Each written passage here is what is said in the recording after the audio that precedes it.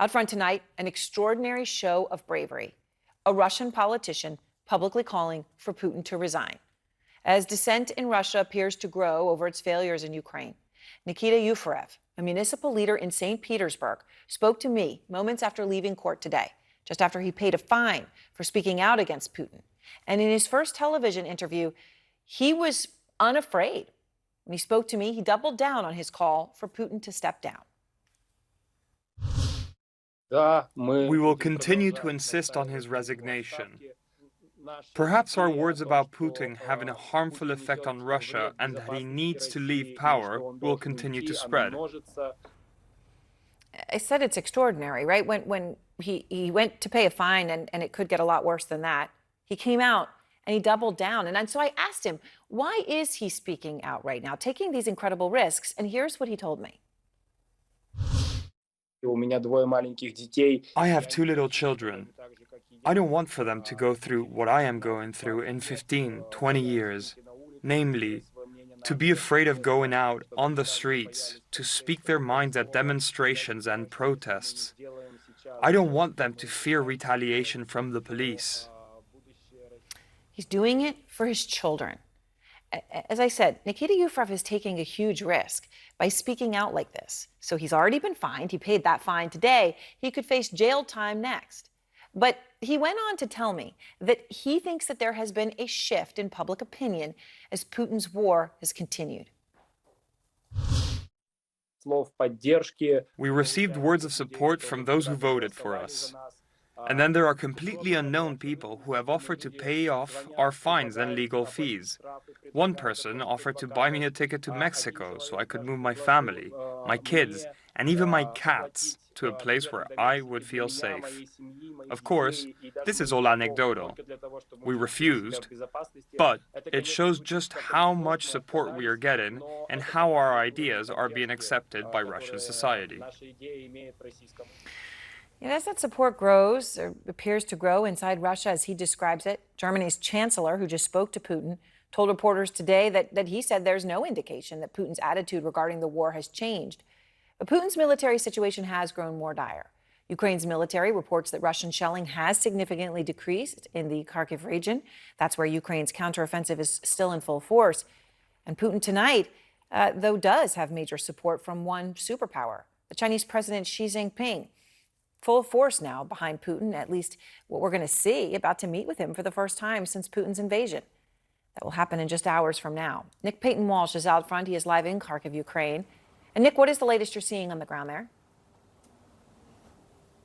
Still startling, I think, the advances that Ukraine have managed to pull off here in the past week, capitalized upon by their President Volodymyr Zelensky going to the recently liberated city of Izium. We're beginning, though, to get a flavor of Russia's response. It seems to be towards infrastructure to ruin ordinary daily life for Ukrainians here. That of the electricity here in Kharkiv hit over the past days. It's beginning to come back. And tonight we're hearing about cruise missiles hitting the central city of Kryvyi Rih, potentially damaging dams there and causing intense flooding. But frankly, the story still is exactly how Russia managed to lose so much territory so fast. Here's today's visit. This is what confidence in victory looks like. Delighted swagger from Ukrainian President Volodymyr Zelensky touring the liberated city of Izium.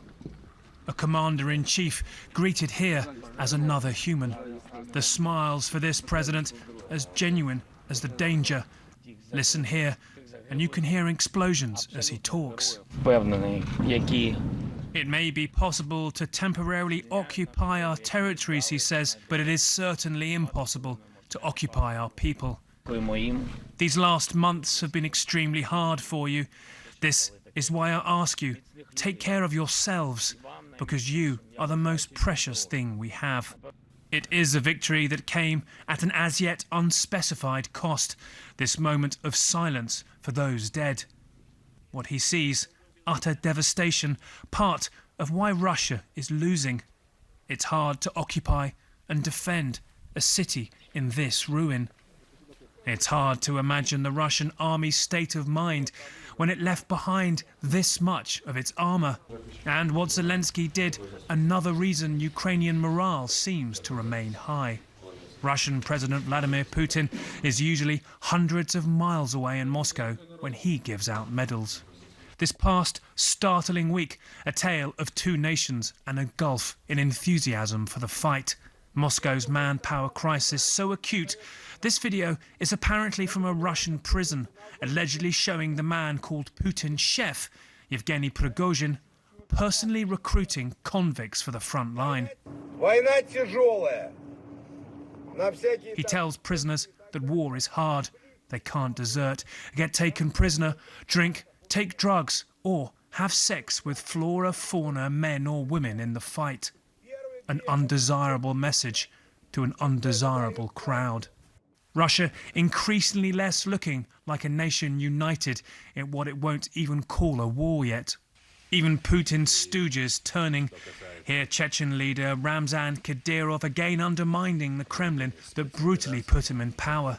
If you ask me, I would enact martial law and exhaust all possibilities to end the conflict with these demons. I'm like a volunteer for Russia, he said, writing later, quote, "We are at war with the whole NATO bloc." The unthinkable is happening. Russian dissent and criticism growing, but not yet at the speed of Ukrainian advances.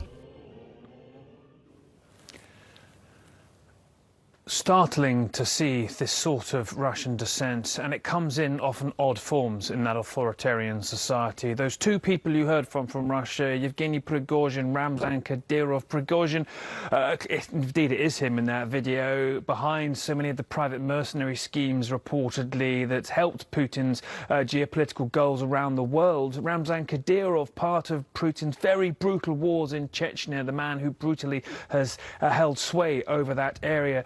Now in public, making policy decisions, being part of the bid to try and salvage this disastrous military campaign. That is a form of dissent, frankly, in a world where the Kremlin controls every idea in the public sphere, or at least tries to, and it's because of this unprecedented military failure. It is staggering, frankly, 6 months into the war, to be talking about the collapse like we've seen over the past weeks, and it's left Ukraine now with a much smaller war to fight and a much larger task ahead of Moscow to try and regain control of the narrative and stifle down the beginnings of dissent we're seeing here, simply because of how badly managed this operation has been by Russia. Erin? Nick, thank you very much. And of course, in that video that Nick showed, I hope it stood out to all of you that the man who's recruiting for Putin in the prison in that apparent video called it what it is, a war.